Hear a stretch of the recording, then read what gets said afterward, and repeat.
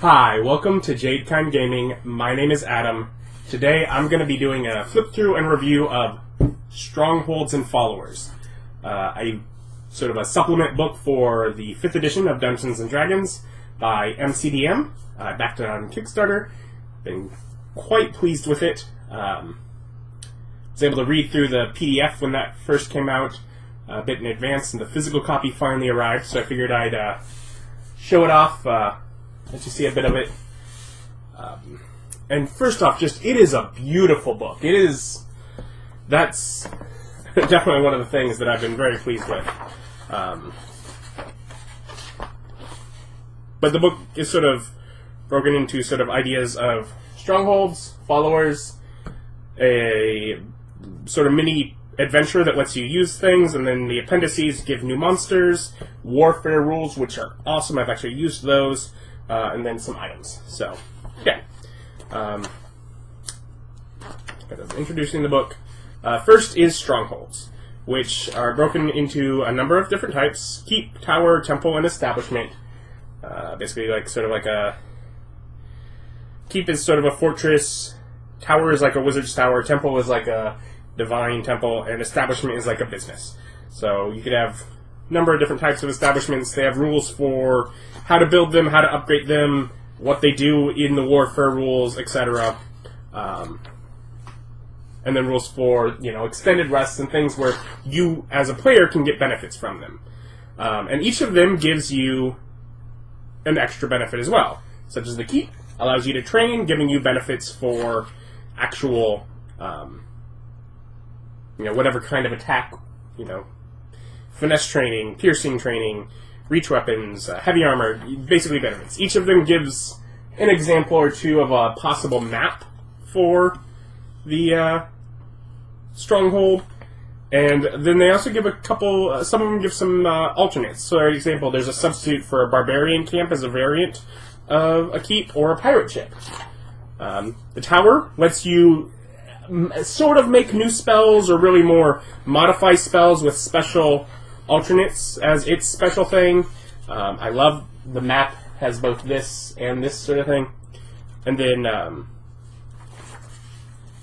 there's the temple, which sort of lets you petition your deity in order to get an ally. And many of these allies, basically, some powerful divine servitor, creature to come help you in a battle. Many of these are in the back of the book, where they've expanded. And then the variant on this one would be a druid grove. Then the establishment is primarily used for spy work, gathering information.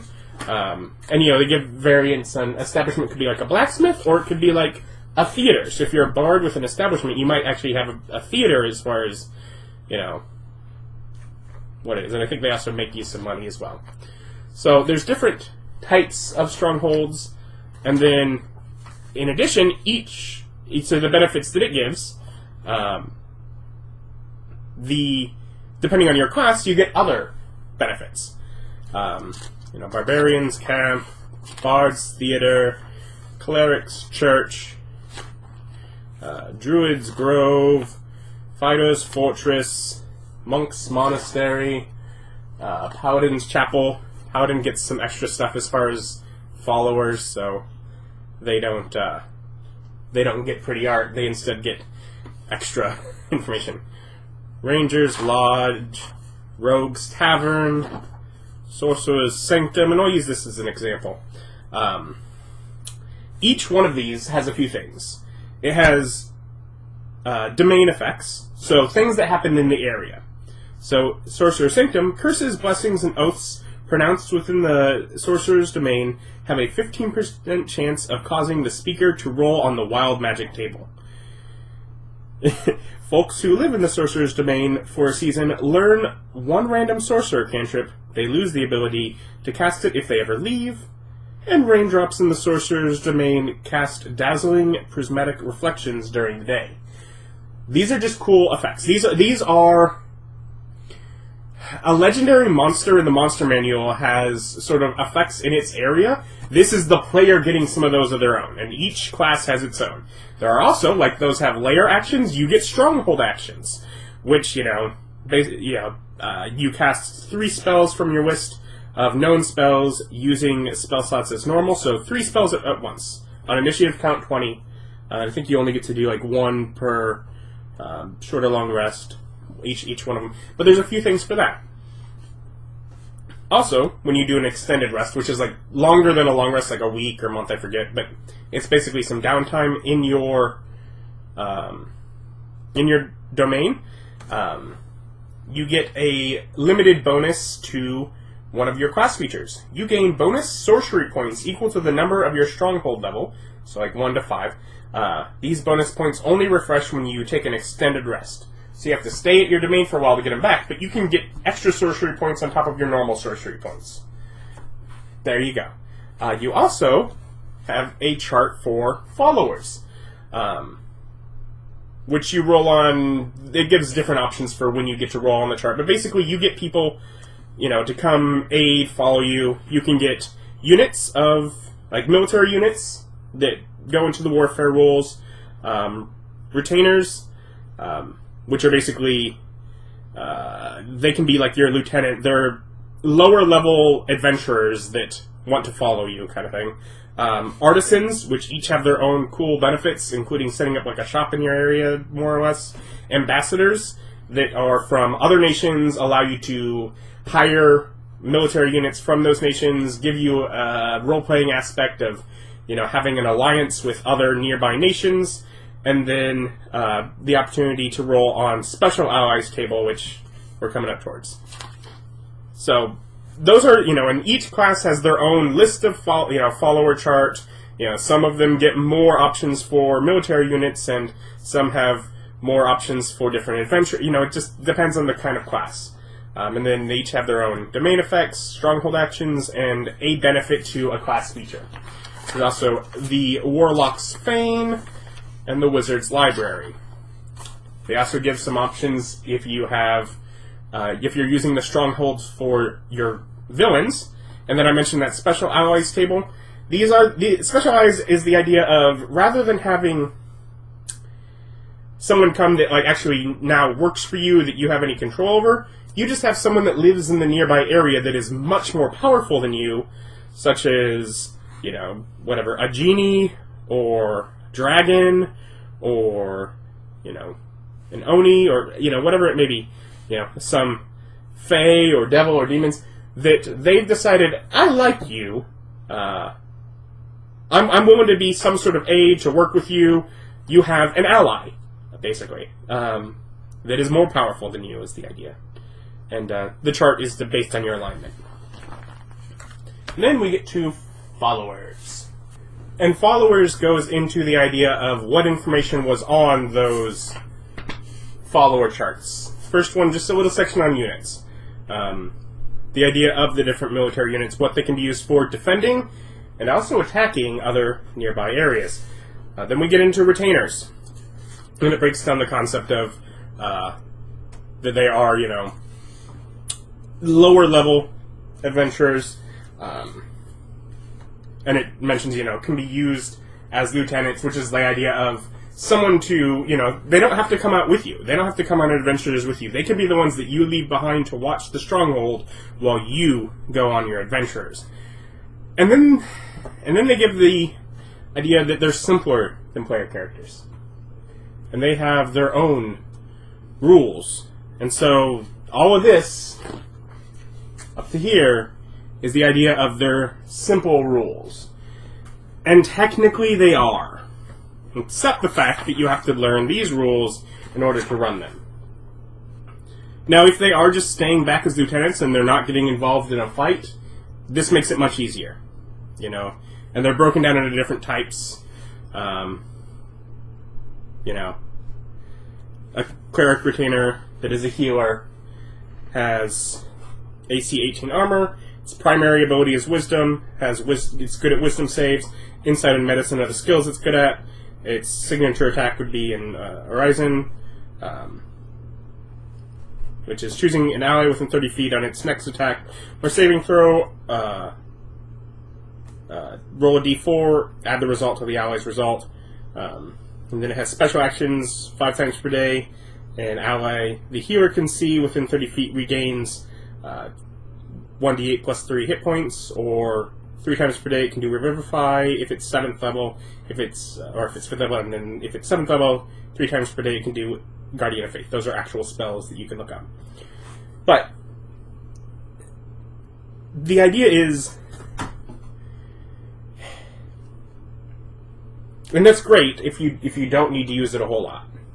But what is its wisdom score? What is its actual benefit for those skills? It's not clear. You actually have to memorize the rules on, here's the primary ability score. Normally they would roll checks with a +2 bonus. They get an extra +1 bonus for ability checks made with their primary ability, and an extra +2 bonus for ability checks with their primary skills. So that's normally +3. Then if it's wisdom, it's +4. But if it's medicine, it's +6. And you just have to memorize it. Now, if I was using the retainer and they were actually coming on an adventure, I would probably actually make a character sheet for them. In general, yeah, this is a much more... see how small the character fits. Some of them are so tiny. It is definitely a more concise option, so there is the benefit there. But yeah, if you were actually taking them as, companions along an adventure, you might want to make a more detailed character sheet for them. But yeah, there's ones for each class, and with these, you'll notice this weird background stuff. At first, I didn't like it. Because basically, it's just filling up extra dead space. But ultimately, the other option is dead space. I think as far as managing to keep the book affordable, as far as the art, and I mean, there is beautiful art in this book. I mean, if you look at so many of these pages, this art is beautiful. So yeah, they didn't have individual art for each retainer, but it does manage to fill a decent amount of space with just this little, repeatable little graphic. So I think it was clever. But yeah, and there's ones for each type of class, and some have many more options. So the wizard has each different, many different kinds. Conjurer, evoker, enchanter, necromancer, seer. Whereas there's only a few different warlock retainers. So and basically you don't. As far as what they are, it doesn't really matter. They'll tell you on the chart. Beast Lord at 3rd level. Which is probably going to be. There you go. A Ranger retainer, and then you would get the one that's 3rd level as far as its special actions. No problem. So yeah, there's all that. Anyways, then we get on to Artisans, which Artisans have a shop that you can improve, and then different Artisans, and now Artisans, they do each get, not only do they each get their own piece of art, but they also each get a little sample character with little bits of flavor to help you flesh out this artisan that comes and joins. And so each one has a little description of the type of thing, and then what its shop does. The Carpenter's Shop. Carpenters lower the cost to build and upkeep siege engines by 10% per level of their shop, so it can go up to 5, so up to half, and they let you improve your stronghold 10% faster per level of the shop. So that increases the time, or decreases the time it takes to make your stronghold better. Farmers have markets that earn some money. I'll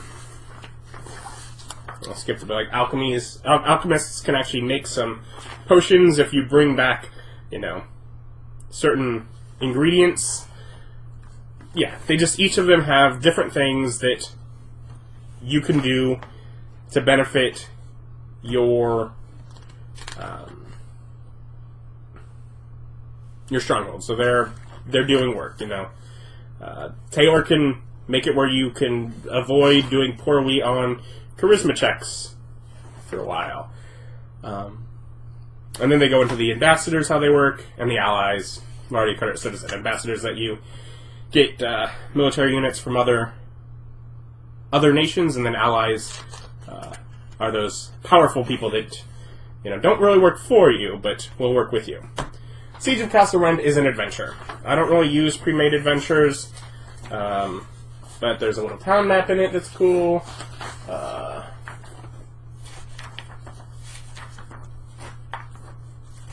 There is Castle Rend at night, so there's that map that also partners with the Castle Rend dungeon. So there's, a castle and the dungeon below it. That's cool. Little maps to use. There's still some beautiful art as part of this. And then we get some NPC statistics for the White Tusk Orcs, which are the bad guys throughout it. So it's just a variation of a certain tribe of orcs that you get a number of statistics for, and then also some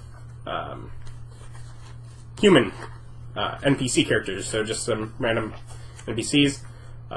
Still beautiful art throughout the book, and then a few magic items. The Potion of Enhanceability is kind of cool. Basically, Bear's Endurance, Bull's Strength, Cat's Grace, etc. Sort of choose your own. Or add one ingredient to make the potion, whichever one you want. It's a cool idea. And then we get the necessary... These are the sort of little cards that are used for the warfare system that'll be in the appendices here. They're in here because this adventure goes through getting a stronghold, using the warfare system, all that kind of thing.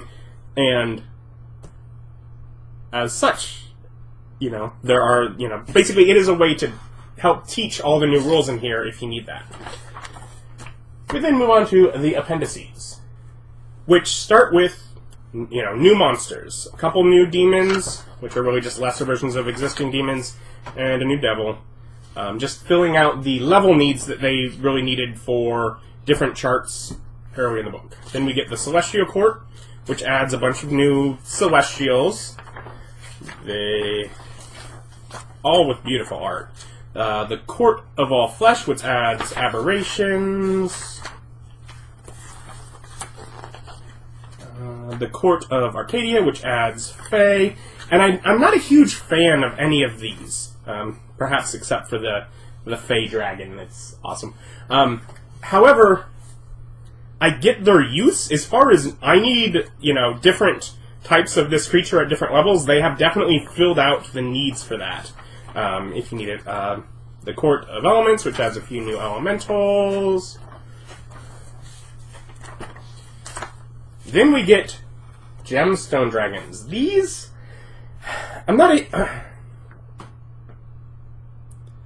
are cool. I'm not sure if I'd ever use them, but they're cool. Gemstone Dragons are the idea of psionic dragons.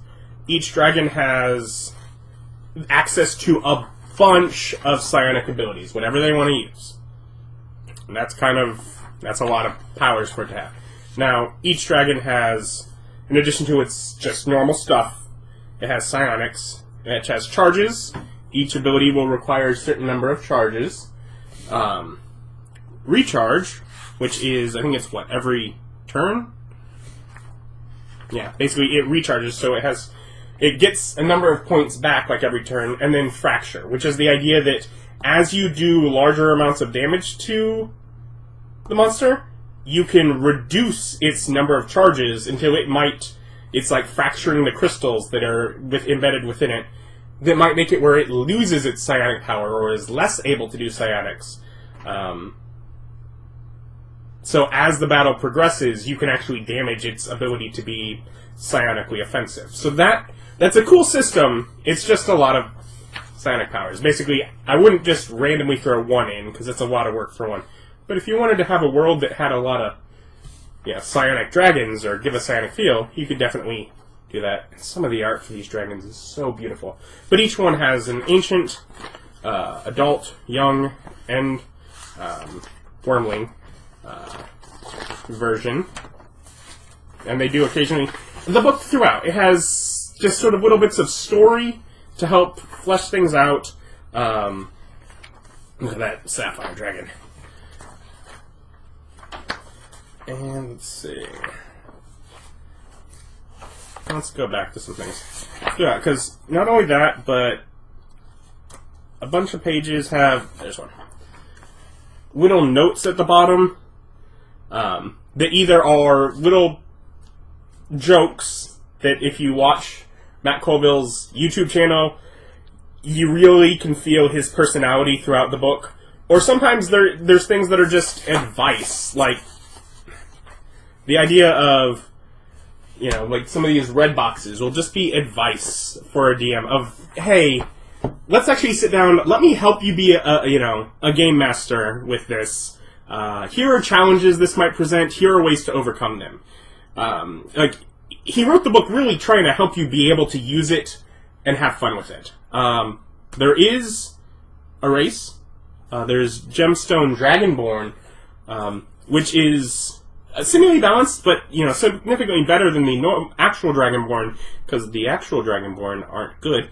But it gives you a small amount of psionic ability, just naturally allowing players to use a couple of the psionic abilities. It's kind of cool. It was definitely something that didn't have to be here, but that when I saw it in the book, I was really happy that it was. And then we get our last section of monsters, the Inexorables, which are constructs, and they're these weird,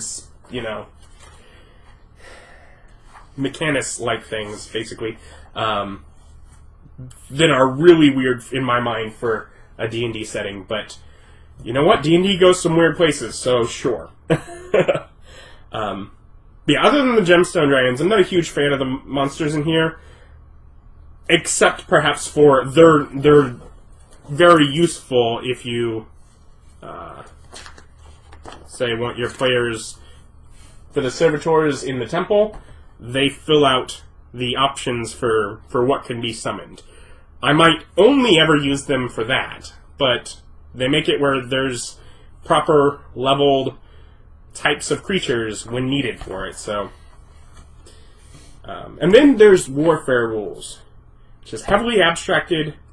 It's not a war game. It is just sort of an abstracted version of warfare. This is the section of the book that I have thus far used in play, let my players test out, and I was going into it nervous, are they even going to have fun? And they did, and it was so cool. So I can definitely, thumbs up for this.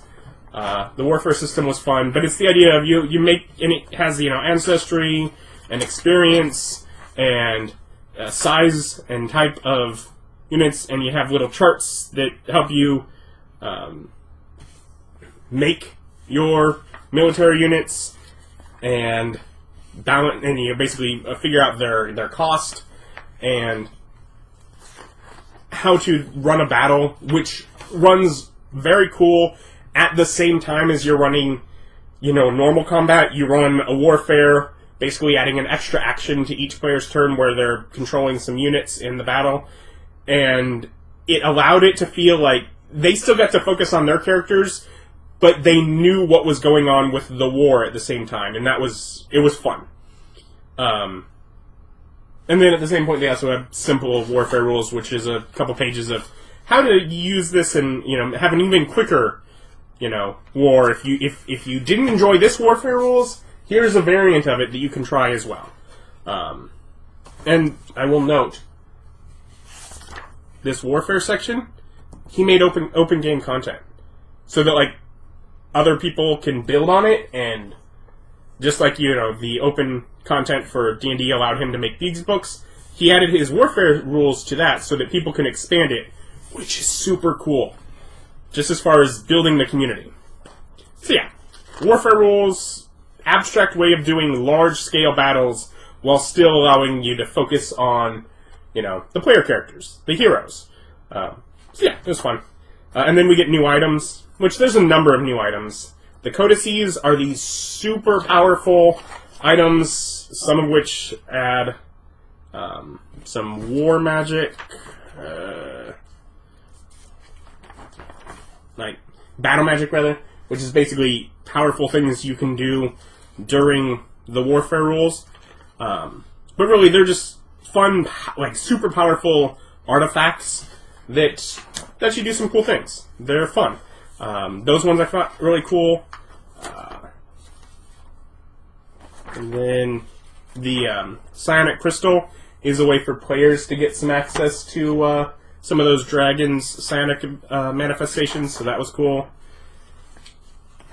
And otherwise, some sample, military units and cool art in the back of the book. And it's an awesome book. I've gotten some third-party 5th edition books that I have not been happy with. I was very pleased with this one. So, yeah. If you're at all interested in allowing your players to establish like strongholds in an area, to gain followers, even some of the military warfare stuff, I would definitely recommend this. They're doing, I think, another book at some point, Kingdoms and Warfare, that I look forward to.